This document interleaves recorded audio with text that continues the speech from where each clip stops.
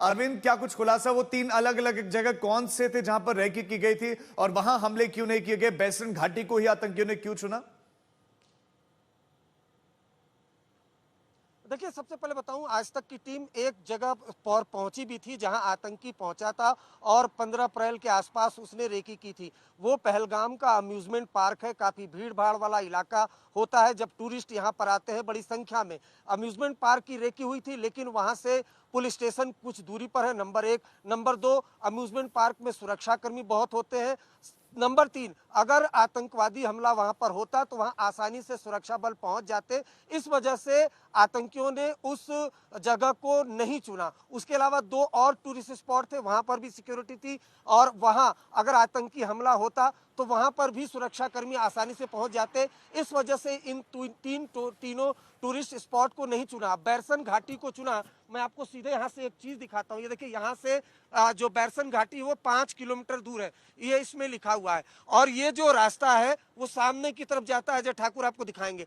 कुछ दूर तक तो सड़क है, लेकिन उसके बाद ये ऊंची ऊंची पहाड़ियां हैं। पहाड़ियां आप देख पा रहे होंगे, काफी ऊंची जी पहाड़ियां, और इस अरविंद। पहाड़ियों के बीच में एक पार्क है जिसे बैरसन घाटी कहा जाता है और वहां पर टूरिस्ट आते हैं। तो उसलिए आतंकियों ने उसको चुना, क्योंकि वो एक तो पहाड़ी इलाका है, दूसरा वहां पर सिक्योरिटी नहीं है, तीसरी कि जो आतंकियों का मकसद था कि आराम से धर्म पूछ करके किलिंग करना, वो वहां पर हो सकता था। तीसरा ये, अगर आतंकवादी हमले की जानकारी सुरक्षा कर्मियों को लगती तो वहां पर पहुंचने में काफी वक्त लगता। इस वजह से बैरसन घाटी को यानी पहुंचा कि और इस पूरी वक्त बैरसन प्लानिंग उन्होंने घाटी की, में पूरी एनआईए तैयारी के की। ये डीजी कहीं ना कहीं खुफिया तंत्र का भी बड़ा फ्लेवर जो है नजर आता है। अरविंद, आप हमारे साथ बने रहिए, मैं आपके पास आगे लौटूंगा।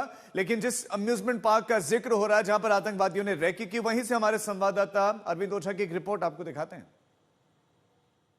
पहलगाम हमले की जांच में बड़ा खुलासा हुआ है। दरअसल आतंकी 15 अप्रैल को ही पहलगाम आ गए थे और पहलगाम के 3 इलाकों की रेकी की थी, जिसमें से एक पहलगाम का अम्यूजमेंट पार्क है। इस वक्त हम अम्यूजमेंट पार्क हैं, आप देख पा रहे हैं। यहाँ पर बच्चों के खेलने के लिए यहाँ पर तमाम जो चीज़ें हैं वो लगी हुई हैं। साथ ही साथ यहाँ पर बड़ी संख्या में जो सैलानी हैं वो आते हैं। हम आपको सीधे अम्यूजमेंट पार्क से तस्वीरें दिखाते हैं। अब जांच में खुलासा हुआ है कि जो एक आतंकी है उसने इस अम्यूजमेंट पार्क की रेकी की थी, लेकिन चूंकि यहाँ पर सुरक्षा बड़ी कड़ी होती है, इस वजह से यहाँ पर हमले की प्लानिंग को टाल दिया गया था।